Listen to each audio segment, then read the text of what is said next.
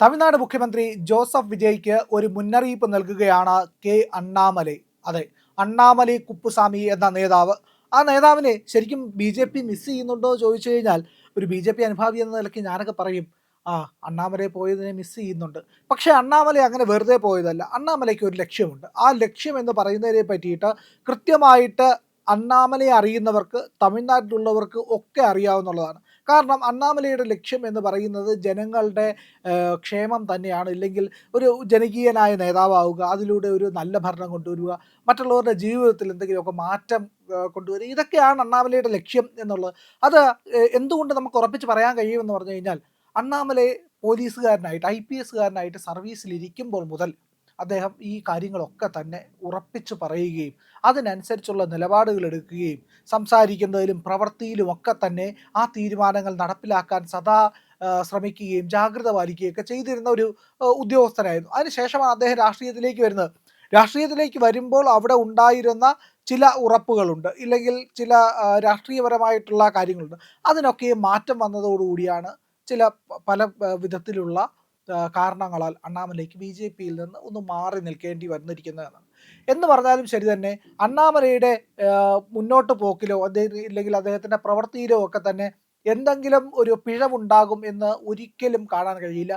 അണ്ണാമലൈ ഇതുവരെ എടുത്തിട്ടുള്ള ഒരു ആദർശപരമായ നിലപാടുണ്ട്. ആ നിലപാടിൽ നിന്ന് കടുകിട വ്യത്യാസം വരില്ല എന്നും നമുക്ക് ഉറപ്പിച്ച് പറയാൻ കഴിയും. കാരണം അണ്ണാമലൈ അങ്ങനെ പ്രവർത്തിക്കുന്ന ഒരാളാണ്. ഒരാളുടെ സമീപനത്തിൽ നിന്ന്, അയാളുടെ രാഷ്ട്രീയ വീക്ഷണത്തിൽ നിന്ന്, സംസാരത്തിൽ നിന്ന്, പ്രസംഗത്തിൽ നിന്നൊക്കെ അറിയാൻ കഴിയും എത്രത്തോളം ശരിയുണ്ട് അയാൾ പറയുന്നതെന്ന്. ഒരിക്കലും ഒരു രാഷ്ട്രീയക്കാരനായിട്ട് അണ്ണാമലയെ ഒരിക്കൽ പോലും നമുക്ക് കാണാൻ കഴിയില്ല. നമുക്ക് ഒപ്പമുള്ള, നമ്മുടെ നേതാവായി നിൽക്കാൻ കഴിയുന്ന ഒരു സാധാരണക്കാരൻ എന്ന നിലയ്ക്കാണ് അണ്ണാമലൈ പറഞ്ഞിട്ടുള്ളത്. അണ്ണാമലൈ പറഞ്ഞിട്ടുണ്ട്, എനിക്ക് ജനങ്ങളെ സേവിക്കാൻ, അവരോടൊപ്പം നിൽക്കാൻ, അവർക്ക് വേണ്ടി എന്തെങ്കിലും കാര്യങ്ങൾ ചെയ്യാനൊക്കെയാണ് രാഷ്ട്രീയം. അതല്ലാതെ എപ്പോഴെങ്കിലും ഇതൊരു ഉപജീവനത്തിൻ്റെ മാർഗ്ഗമാവുകയാണെങ്കിൽ എനിക്ക് അതിൻ്റെ ആവശ്യമില്ല, ഞാൻ നാട്ടിൽ പോയി കൃഷി ചെയ്ത് ജീവിക്കും എന്ന് അണ്ണാമലൈ പറഞ്ഞിട്ടുണ്ട്. ഒരു കർഷക കുടുംബത്തിലെ ഒരു കർഷകൻ്റെ മകനാണ് ഞാൻ എന്നുള്ളത് ആ കെ അണ്ണാമലൈ എന്നുള്ള ഇനിഷ്യൽ, കുപ്പുസ്വാമി അണ്ണാമലൈ എന്നുള്ള ആ പേര് വെച്ച് അദ്ദേഹം എപ്പോഴും പറയാറുള്ളതാണ്. അതുകൊണ്ട് തന്നെ അണ്ണാമലൈ നമുക്ക് അങ്ങനെ വെറുതെ ഒരു ഒന്നും ചെയ്യാതെ പോകുന്ന ഒരു നേതാവായിട്ട് ഒരിക്കലും കാണാൻ കഴിയില്ല. ഇവിടെ ഏറ്റവും പ്രധാനപ്പെട്ട കാര്യം, വിജയ്ക്ക് ഒരു മുന്നറിയിപ്പാണ് അണ്ണാമലൈ കൊടുക്കുന്നതെന്ന് പറഞ്ഞല്ലോ ഞാൻ. എന്താണ് എന്ന് പറഞ്ഞു കഴിഞ്ഞാൽ, വിജയ് സർക്കാർ വലിയ പ്രതീക്ഷയോടുകൂടി തമിഴ്നാട്ടിൽ അധികാരത്തിൽ വന്ന ഒരു സർക്കാരാണ്. അഴിമതിക്കെതിരായിട്ടുള്ള നിലപാടുകൾ വിജയുടെ പ്രസംഗത്തിൽ, വിജയുടെ ക്യാമ്പയിനിൽ ഉടനീളം ഉണ്ടായിരുന്നു. അതുമാത്രവുമല്ല, ജനങ്ങളുടെ ക്ഷേമം, അവർക്ക് വേണ്ടി നിരന്തരം പ്രവർത്തിക്കുമെന്ന് ഉള്ള ഉറപ്പ്, ഇതൊക്കെയാണ് വിജയ് എന്ന് പറയുന്ന നടനെ വിജയ് തമിഴ്നാടിൻ്റെ മുഖ്യമന്ത്രിയാക്കി മാറ്റിയതിൽ ഒരു കാരണങ്ങൾ എന്ന് പറയാം. അപ്പോൾ അങ്ങനെ നിൽക്കുന്ന വിജയുടെ സർക്കാരിനകത്ത് ഗുരുതരമായിട്ടുള്ള പ്രശ്നങ്ങളുണ്ട് എന്ന് അണ്ണാമലൈ പറയുന്നു. അണ്ണാമലൈ വെറുതെ പറയുകയല്ല, തെളിവുകൾ സഹിതമാണ് പറയുന്നത്. ആ തെളിവുകൾ ഉടൻ പുറത്തുവിടാൻ താൻ തയ്യാറാണ് എന്ന് പറയുന്നുണ്ട്. പക്ഷേ പുതിയ ഒരു സർക്കാരാണ് അധികാരത്തിൽ വന്നത്. ഈ സർക്കാരിൽ ഒരുപാട് പ്രതീക്ഷ ജനങ്ങൾക്കുണ്ട്. അതിനെയൊക്കെ തകർത്ത് കളയണ്ട എന്നുള്ളതാണ് താൻ കണക്കാക്കുന്നത് എന്നുകൂടി അണ്ണാമലൈ പറയുന്നുണ്ട്. ഇവിടെ ഒരു കാര്യം എന്ന് പറഞ്ഞു കഴിഞ്ഞാൽ, അണ്ണാമലൈ ചൂണ്ടിക്കാണിക്കുന്നത് സർക്കാർ ടെൻഡറുകൾ നൽകുന്നതിൽ വ്യാപകമായിട്ട് അഴിമതിയുണ്ട് എന്നുള്ളതാണ്.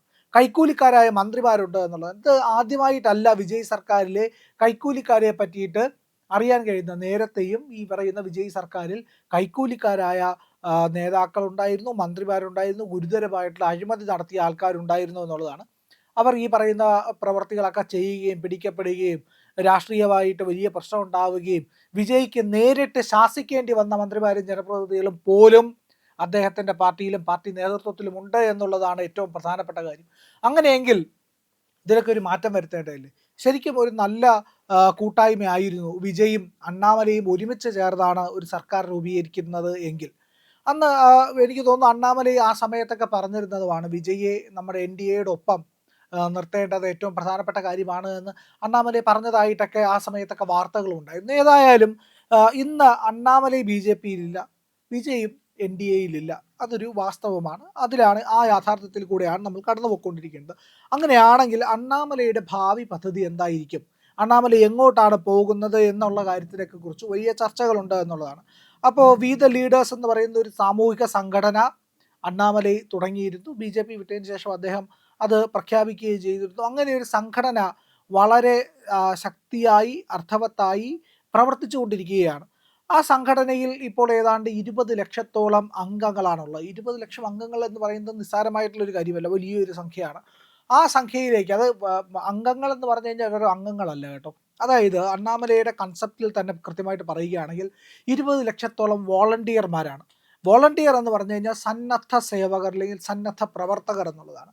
അവർ നിത്യവും പ്രവർത്തിക്കുന്നത് എന്തിനു വേണ്ടിയിട്ടുള്ള ലക്ഷ്യത്തിനായിരിക്കും എന്ന് പറഞ്ഞു കഴിഞ്ഞാൽ ഒരു രാഷ്ട്രീയ ലക്ഷ്യത്തിലല്ല, പകരം സാമൂഹികമായ മുന്നേറ്റത്തിനും പരിവർത്തനങ്ങൾക്കും ജനങ്ങൾക്ക് വേണ്ടിയിട്ടുള്ള സേവന പ്രവർത്തനങ്ങളിലും ഒക്കെ ആയിരിക്കും അവരുടെ ശ്രദ്ധ എന്നുള്ളതാണ്.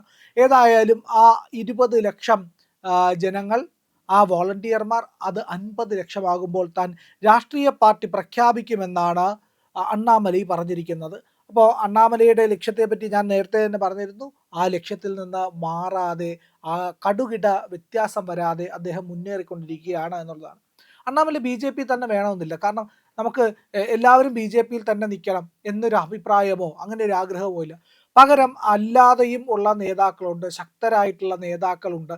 അവരൊക്കെ തന്നെ മറ്റ് പാർട്ടിയിലും രാഷ്ട്രീയ പാർട്ടികളിലും ഒക്കെ പ്രവർത്തിച്ചാലും അവരുടെ ഉദ്ദേശശുദ്ധി രാജ്യത്തിൻ്റെ ക്ഷേമത്തിന് വേണ്ടിയിട്ട്, രാജ്യത്തിൻ്റെ മുന്നേറ്റത്തിന് വേണ്ടിയിട്ട്, ഈ സമൂഹത്തിൻ്റെ നന്മയ്ക്കും ഇതിൻ്റെ യശസ്സിനും വേണ്ടിയിട്ട് ഒക്കെ ആണെങ്കിൽ നമുക്കത് മതിയല്ലോ. ബി.ജെ.പിയിൽ തന്നെ എല്ലാവരും വന്ന് ബി.ജെ.പിയിലൂടെ തന്നെ അധികാര സ്ഥാനത്തിലേക്ക് എത്തി അവർ നാടിന് വേണ്ടി പ്രവർത്തിക്കണം എന്ന് നിർബന്ധമൊന്നുമില്ല.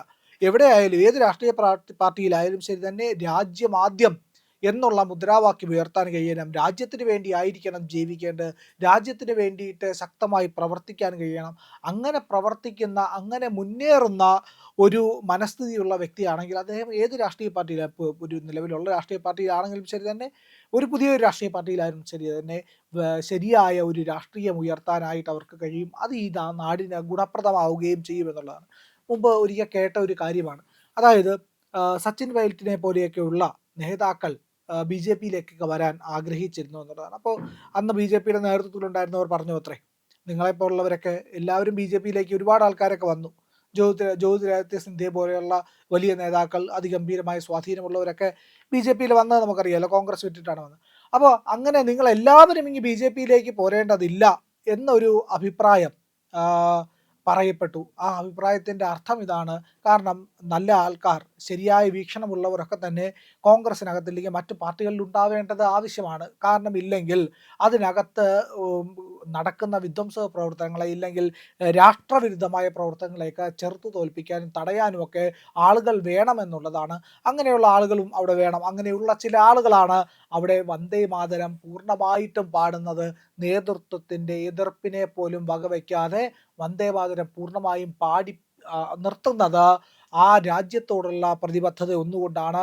അവർക്ക് യഥാർത്ഥ കോൺഗ്രസ് ആയിരിക്കാനാണ് ആഗ്രഹം, കുടുംബവാഴ്ചയുടെ കോൺഗ്രസ് ആയിരിക്കാനല്ല എന്നതുകൂടി ഏറെ ശ്രദ്ധേയമായിട്ടുള്ള ഒരു കാര്യമാണ്.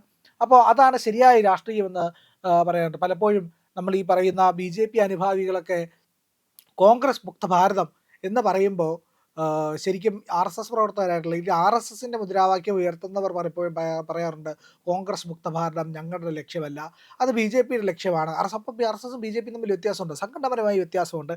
എങ്കിലും എന്തുകൊണ്ടാണ് ബി.ജെ.പി കോൺഗ്രസ് മുക്ത ഭാരതം പറയുമ്പോൾ ആർ.എസ്.എസ് അങ്ങനെ പറയാത്തത് എന്ന് പറഞ്ഞു കഴിഞ്ഞാൽ, ആർ.എസ്.എസിൻ്റെ രാഷ്ട്രീയം, അതായത് രാഷ്ട്രീയ പാർട്ടി എന്ന നിലയ്ക്കാണ് ബി.ജെ.പി അങ്ങനെ പറയുന്നതെങ്കിൽ, രാഷ്ട്രീയ ആദർശം ഉയർത്തുന്ന ആർ.എസ്.എസ് കോൺഗ്രസ് മുക്ത ഭാരതമല്ല പറയുന്നത്. കോൺഗ്രസും വേണം, എല്ലാ രാഷ്ട്രീയ പാർട്ടികളും ഇവിടെ വേണം, ശക്തമായ പ്രതിപക്ഷം ഉണ്ടാവണം, ശരിയായ ദിശയിൽ അവർ പ്രവർത്തിക്കുകയും വേണം. അവരുടെ ഉദ്ദേശം രാഷ്ട്രത്തിൻ്റെ ഏറ്റവും സുഗമമായ മുന്നോട്ട് പോക്ക്, ഏറ്റവും ശക്തമായ വികസനമൊക്കെ ആകണം എന്നുകൂടി ആർ.എസ്.എസ് മുന്നോട്ട് വയ്ക്കുന്നുണ്ട്. അപ്പോൾ ശരിയായ രാഷ്ട്രീയ ബോധമുള്ളവർ എവിടെയായാലും അത് തുടർന്നു പോയി കഴിഞ്ഞാൽ തന്നെ രാജ്യത്തിന് വേണ്ടിയിട്ടുള്ള സേവനം അവിടെ സാധ്യമാവുകയാണ്. ബി.ജെ.പി തന്നെ വേണമെന്നില്ല. അതുകൊണ്ട് തന്നെയാണ് അണ്ണാമലൈ വിജയ്ക്ക് ഒരു മുന്നറിയിപ്പ് നൽകുന്നത്. നിങ്ങളുടെ കൂട്ടത്തിൽ, പാളയത്തിൽ തന്നെ ചില കള്ളന്മാരുണ്ട്, അത് സൂക്ഷിക്കണം എന്ന് പറയുന്നത്. അവിടെ ഒരു മുന്നറിയിപ്പ് വിജയ്ക്ക് കൊടുക്കുന്നുണ്ട്. അതുമാത്രവുമല്ല, അത് ആ മുന്നറിയിപ്പ് എന്ന് പറഞ്ഞാൽ 1 വർഷമേ ഞാൻ നിങ്ങൾക്ക് ടൈം തന്നിട്ടുള്ളൂ. അതിനകത്ത് നിങ്ങൾ ഈ പറയുന്ന പ്രശ്നങ്ങളെ പരിഹരിച്ച് കള്ളന്മാരെയൊക്കെ പുറത്താക്കി കൃത്യമായ രാഷ്ട്രീയ വ്യക്തതയോടുകൂടി പ്രവർത്തിക്കണം, രാഷ്ട്ര സേവനത്തിന് വേണ്ടി പ്രവർത്തിക്കണം എന്നുള്ളൊരു നിർദ്ദേശവും മുന്നറിയിപ്പും ഒക്കെയാണ് അണ്ണാമലൈ നൽകുന്നത്. അത് കഴിഞ്ഞാൽ അണ്ണാമലൈ ഈ ഓഡിയോയും തെളിവുകളും ഒക്കെ പുറത്തുവിടുമെന്നാണ് പറഞ്ഞിരിക്കുന്നത്. ഏതായാലും അങ്ങനെ പുറത്തുവിട്ട് കഴിഞ്ഞാൽ അത് ഈ സർക്കാരിനെ ഗുരുതരമായ പ്രശ്നങ്ങളിലേക്ക് തന്നെ നയിക്കും എന്നുള്ള കാര്യത്തിൽ സംശയമില്ല. ഏതായാലും അണ്ണാമലയുടെ ഉദ്ദേശം ശരിയാണ്, അത് സത്യസന്ധമാണ്, അത് കൃത്യവുമാണ്. ജോസഫ് വിജയ്ക്ക് അത് മനസ്സിലാകുമെങ്കിൽ മനസ്സിലാകട്ടെ, ഇല്ല എന്നുണ്ടെങ്കിൽ അതൊരു പതനത്തിലേക്കുള്ള പോക്കായിരിക്കും. ഏതായാലും അത് കാണാം, കണ്ടറിയാം, മുന്നോട്ട് പോകുമ്പോൾ തന്നെ അറിയാം. പക്ഷേ ഇവിടെ അണ്ണാമലൈ നൽകുന്നുണ്ട് ഒരു ശരിയായ മുന്നറിയിപ്പ്. പ്രിയപ്പെട്ട പ്രേക്ഷകരെ, ഞങ്ങൾ ഇന്ത്യ ലൈവ് പതിവുപോലെ നമ്മൾ പറയുകയാണ്, മാധ്യമങ്ങളിൽ വരാത്ത, മറ്റു മാധ്യമങ്ങൾ പറയാത്ത വാർത്തകളാണ് നിങ്ങളുടെ മുന്നിലേക്ക് കൊണ്ടുവരുന്നത്. ഇത് പറയാൻ ഞങ്ങൾക്ക് പ്രേരണയും ശക്തിയും നിങ്ങളാണ്. നിങ്ങൾ ഞങ്ങളുടെ കൂടെ ഉണ്ടാവണം. ഞങ്ങളുടെ ചാനൽ സബ്സ്ക്രൈബ് ചെയ്യണം. നമുക്കൊരു ചാനൽ കൂടിയുണ്ട്, C4N, C4N മലയാളം. കൂടുതൽ വാർത്തകൾ നമ്മുടെ ഈ പ്ലാറ്റ്ഫോമിൽ തന്നെ കൊടുക്കാൻ കഴിയാത്തതുകൊണ്ടാണ് C4Nൽ പുതിയ വാർത്തകൾ കൊടുക്കുന്നത്. അപ്പോൾ ആ ചാനലും കൂടി ഒന്ന് സബ്സ്ക്രൈബ് ചെയ്യണം. ഇന്ത്യ ലൈവ് ഉറപ്പായിട്ടും ചെയ്യണം. C4N കൂടെ, C4N, C എന്ന് പറഞ്ഞാൽ ക്രെഡിബിൾ, ഫോർ എന്ന് വെച്ചാൽ ഫോർ, N നേഷൻ, രാജ്യം. നമ്മുടെ രാജ്യത്തിന് വേണ്ടിയാണ്. രാജ്യം വിട്ട് ഒരു കാര്യവും ഇന്ത്യ ലൈവിനില്ല. അതുകൊണ്ട് ഞങ്ങളുടെ കൂടെ ഉണ്ടാവണം എന്നുകൂടി അഭ്യർത്ഥിക്കുന്നു.